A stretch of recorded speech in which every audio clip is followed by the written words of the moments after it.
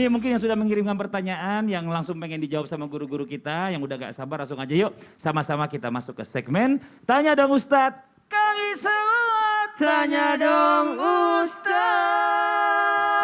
Masya Allah, tabarakallah, makasih banyak kepada jamaah Islam Tinda dimanapun berada yang sudah berpartisipasi untuk program Islam Tinda dengan cara mengirimkan pertanyaan dan insya Allah akan kita bacakan dan kita selesaikan. Alhamdulillah, ada yang mau ditanyakan? insya Allah, karena itu? pertanyaannya banyak banget dan alhamdulillah saya langsung ambil nih Ustadz nih dari @rahma_lutfiatur. Ya. Assalamualaikum Ustadz, sabahul khair. Ustadz, saya mau tanya. Apa hukumnya kita sebagai orang Islam memakan, cacing dengan tujuan dijadikan obat agar sembuh dari tipes. Sementara yang mau mengkonsumsinya merasa jijik, namun terpaksa ini Ustadz karena jadi obat. Tolong penjelasannya Ustadz. Terima kasih. Wassalamualaikum warahmatullahi wabarakatuh. Waalaikumsalam warahmatullahi wabarakatuh. Pada dasarnya segala sesuatu itu diciptakan pasti ada manfaatnya. Dan mohon maaf, salah satu yang diharamkan adalah makan yang menjijikkan.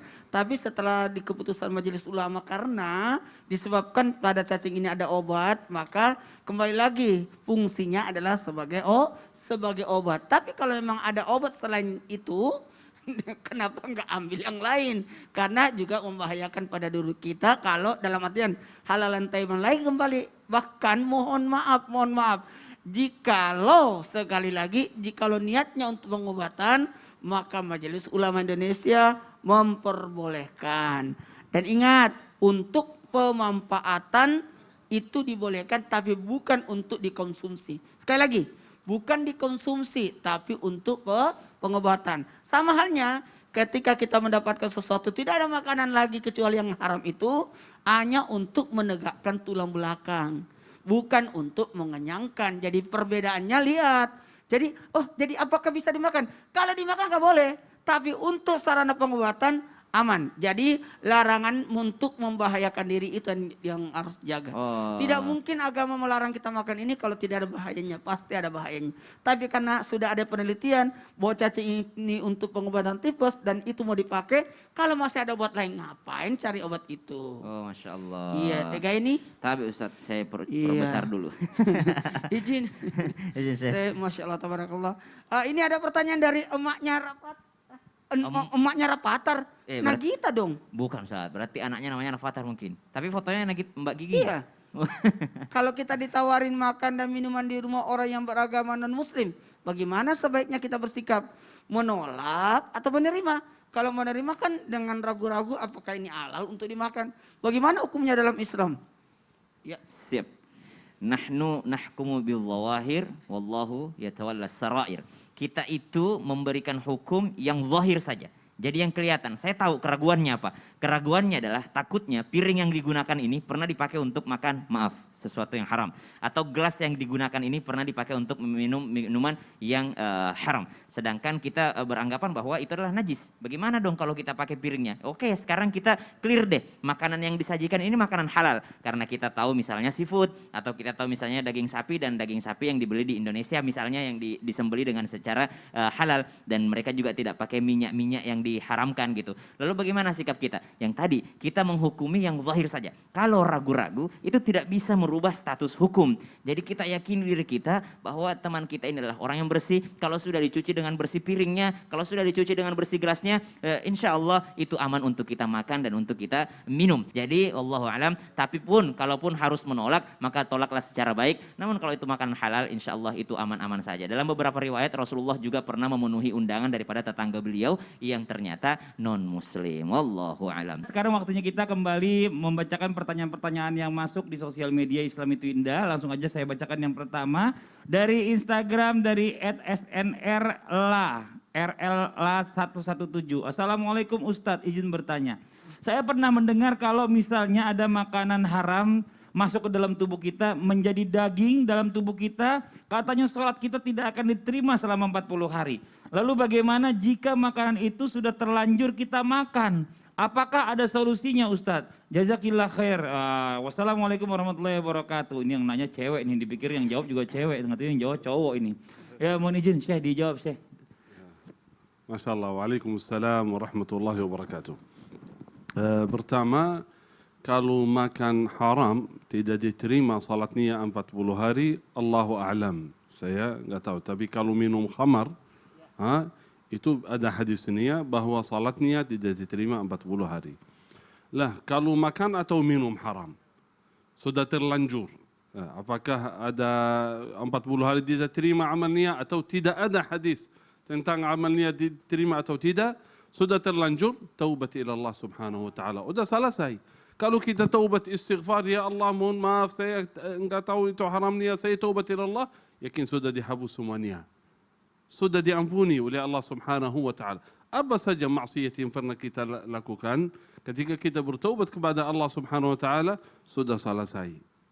Enggak ada urusan lagi. Diampuni oleh Allah subhanahu wa ta'ala. Tenang, berarti siapa saja di antara kita yang pernah minum haram atau makan haram, tetapi saat ini ketika dengar atau nonton ini Islam itu indah, niat-niat taubat ila Allah subhanahu wa ta'ala tidak kembali lagi, berarti dari saat itu semua niat yang pernah terlanjur sudah diampuni oleh Allah subhanahu wa ta'ala, dan salat, ibadah, semuanya insyaAllah diterima oleh Allah subhanahu wa ta'ala. Masya Allah. Mudah-mudahan Allah kasih panjang umur ya Syekh ya. Amin, Jangan amin, sampai pas giliran mau sebelum taubat udah nggak ada waktunya kan gitu. Nauzubillah min zalik.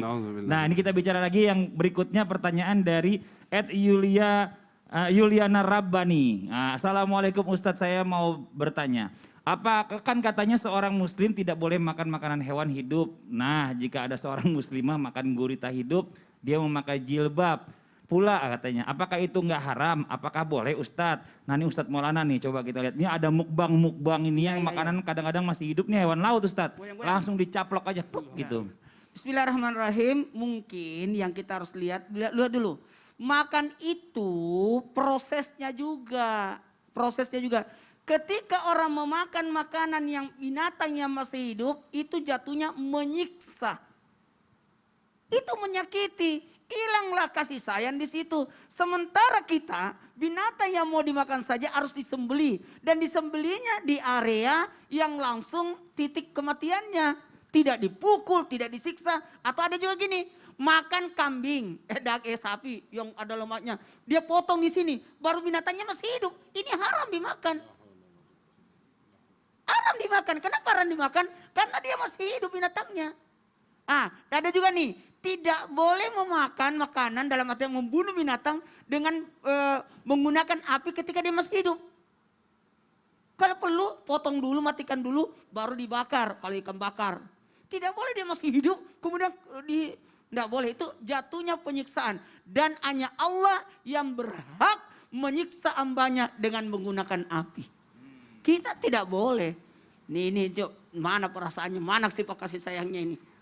Jadi kalau tadi berkata dia pakai hijab, kita tidak lihat dari situnya, karena itu kan manusia. Kadang-kala mereka pasti hilap dan sebagainya, padahal atau bisa jadi dia belum tahu hukumnya. Betul, ya tapi agak serem juga sih seandainya kita lihat ada teman kita lagi makan sapi. Di mana itu? Sapinya masih hidup lagi digerogotin. Nggak boleh. Serem banget. Nggak boleh. Nah, harus saya jelaskan juga. Bukan berarti kita melarang makan makanan yang mentah. Iya. Kalau makan mentah kadang-kala di daerah saja namanya Banyak, lawa. betul. Lawa itu. Tapi udah mati. Udah mati. Syaratnya udah mati, Udah jangan masih syaratnya. hidup. Ya, Iya. jadi jatuhnya menyiksa. Nah, sekarang kita Menyiksa. masuk lagi nih.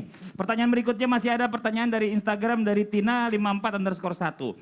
Assalamualaikum Ustadz, saya mau nanya, apakah makanan bisa menjadi haram apabila saya memasaknya dengan kesal dan bahkan sambil ngomong kocok. Habisnya saya suka kesel Ustadz, udah capek-capek masak tapi nggak ada yang makan, suami makan di luar. Terus anak malah mesen online. Jadi kayak mubazir. Apakah benar makanan saya yang buat jadi haram? Karena saya buatnya sambil ngomel terus mubazir karena tidak dimakan. Nah Ustaz Syam deh nih yang suka makanan online. Soalnya nggak ada yang masakin. Nggak ada yang masakin. Untungnya saya tidak jadikan contoh ya. Iya, Saya kan iya. kalau sudah masak di rumah terus tidak ada yang makan, saya marah-marah itu. Waduh, kalau ibunya ini udah marah-marah duluan Ustadz. Oh. Jadi sementara masak beliau Ya, marah-marah. marah-marah. Apakah makanannya berubah menjadi makanan yang haram? Sesungguhnya tidak. Jadi ekspresi wajah ketika masak, perasaan ketika masak itu tidak serta-merta menjadikan makanannya langsung berubah statusnya menjadi makanan yang haram. Cuma cita rasanya berubah. Jadi bukan lagi cita rasa cinta dari mama, tapi cita rasa marah-marahnya mama gitu ya. Kalau memberikan makanan hasil daripada ngomel-ngomel tadi. Tapi ternyata ada ngomel-ngomel yang membuat makanan jadi haram. Mana itu? Ketika membeli di pasar. Kalau beli di pasar, lalu ternyata yang kita beli ini dengan cara yang zalim, misal yang diharamkan itu ya, menawar sesuatu yang sudah ditawar sama orang lain. Oh, kemudian ada provokasi harga. Nah ini kan menawar apa yang sudah ditawar oleh orang lain dengan harga yang lebih tinggi, maka itu adalah haram. Jadi jangan sampai kita ada kemarahan yang membuat makanan menjadi haram. Kemarahan apa? Kemarahan penjual karena penjualan dizolimin, dipaksa beli. Kemarahan yang membuat makan jadi haram apa? Kemarahannya pembeli yang lain karena kita ambil semua, kita borong, kita timbun. Nah itu menjadikannya haram. Kenapa? Proses pengambilannya menjadikannya haram. Proses pendapatannya menjadikan dia haram. Namun kalau masaknya saja marah-marah apa segala macam, Allahu alam, itu tidak membuatnya jadi haram tapi mungkin tidak berkah Bunda. Ya, benar. Tidak berkah. Jadi kalau misalnya Bunda kan ini segala ucapannya menjadi doa mustajab untuk anak-anak. Jadi Iya. usahakan apa yang diucapkan adalah sesuatu yang baik. Betul, biasanya selain nggak berkah, kalau nggak keasinan kurang garam. Antara dua itu Kalau pasti kan marah-marah ya? marah-marah. Gimana, Iya. Seh? Iya, mungkin mereka keluarganya dan anaknya tidak makan karena rasanya nggak enak itu. Nggak ada rasa cinta. Introspeksi ya. Waduh. Muasabah buat Ibu, ibu ibu ya. dengerin Bu. Ya. Teguran nih dari Syekh Muhammad. Iya, Syekh Jadi Muhammad. jangan marah-marah. Kalau makanan tidak dimakan kemungkinan Masakannya ibu kurang enak. Jangan gitu antar ibunya jadi marah sama Ustadz loh. Tambah marah loh jadinya. Iya. Ya udah, ya buat jamaah semua ya, mudah-mudahan hari ini diberikan keberkahan buat kita semua dan mungkin yang punya hajat juga, yang ingin sesuatu, mudah-mudahan bisa dikabulkan oleh Allah Subhanahu wa taala.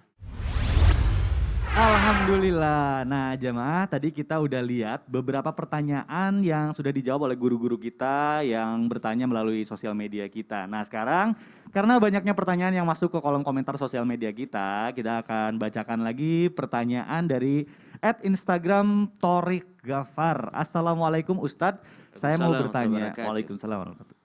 Assalamualaikum Ustadz, saya mau bertanya, jika amal kebaikan pahalanya dilipat gandakan, maka bagaimana dengan amal keburukan? Apakah juga sama dilipat gandakan? Nah, jadi dosanya ini apakah sama dilipat gandakan? Mohon jawabannya Ustadz, terima kasih. Bagaimana nih Ustadz Syam? Mungkin yang dimaksud adalah di bulan suci Ramadan. Di bulan kali suci ya. Ramadan kan pahalanya dilipat Ya, gandakan kalau ya? di bulan suci Ramadan, pahala kebaikan itu dilipat gandakan ya. Amalan sunnah bernilai fardu di dalam bulan suci Ramadan. Dan amalan fardu bisa sampai 700 kali lipat dilipat gandakan amal kebaikannya. Walaupun ada yang mengatakan bahwa sanad hadis ini adalah lemah. Namun kita tidak mengapa untuk mengamalkannya sebagai motivasi kita untuk beramal. Nah sekarang ada yang lebih kritis lagi dari teman-teman. Nah, apa tuh, Ternyata Ustadz? karena dia mengatakan kalau pahala dilipat gandakan, bagaimana dengan keburukan? Nah, Dosanya itu dilipat gandakan juga enggak? Nah dalam kitab Riyadhus Shalihin, Imam As-Siddiqi mengatakan bahwasanya ternyata kalau orang melakukan kesalahan di bulan suci Ramadan, itu dalam surah Al-An'am disebutkan fala yujza illa mithlaha. Jadi dibayarkan juga atau dituntaskan juga sesuai dengan apa yang mereka kerjakan. Jadi saking sayangnya Allah Subhanahu wa taala sama hambanya, maka tidak dilipat gandakan dosanya, tapi bisa saja dilipat gandakan. Kenapa? Contoh misalnya nih, ada orang yang menghina seorang raja. Menghina dari kejauhan, dia menghina seorang raja dari kejauhan. Ya. Itu pasti akan berbeda jikalau dia menghina raja tersebut di istananya raja. Betul. Ya, contoh misalnya Ramadan dengan di luar Ramadan. Jadi makanya Imam Syafi'i juga mengatakan bahwasanya dalam bulan suci Ramadan itu beda yang namanya dendanya orang yang membatalkan puasa dengan makan dengan berhubungan suami istri. Tapi imam yang lain mengatakan sama saja karena bukan masalah dosanya atau bukan masalah membatalkan puasanya, karena makan dan berhubungan suami istri sama-sama halal. Ya kan, Betul. halal, tapi tidak boleh dilakukan di bulan suci Ramadan. bulan suci Ramadan. Tapi kenapa dendanya kok berbeda? Nah, harusnya dendanya sama aja karena sama-sama tidak menghormati Ramadannya. Betul. Ya, jadi yang diambil itu karena tidak menghormati Ramadannya. Jadi kalau pertanyaannya apakah keburukan juga dilipat gandakan? Bisa saja dilipat gandakan, tapi kita harus selalu yakin bahwa Allah itu Maha Pemurah lagi Maha Penyayang. Janganlah berpikir untuk berbuat keburukan apalagi di bulan yang suci ini. Masya Allah. Nah jadi bisa dibilang juga kalau misalnya orang yang berbuat keburukan juga nanti itu pahalanya bisa ditahan juga sama Allah Oh ya. iya dong. Iya karena kita berusaha gitu mengejar ridho Allah padahal juga pahalanya tertahan karena hal yang dia lakukan sendiri nih. Nah, maka dari itu nih sekarang nih ternyata bahasan kita nih nyambung nih Harus pertanyaan nyambung tadi. dong dari Masalah. pertanyaan tadi Iya. ke tema ini. Betul. Emang temanya apa insya Allah? Temanya insya Allah hari ini adalah orang-orang yang pahalanya yang pahala puasanya tertahan. Bertahan, emang ada yang seperti itu? Nah itu dia, makanya kayaknya banyak nih. Kalau begitu jamaah tetap di Islam, Islam itu itu indah. indah.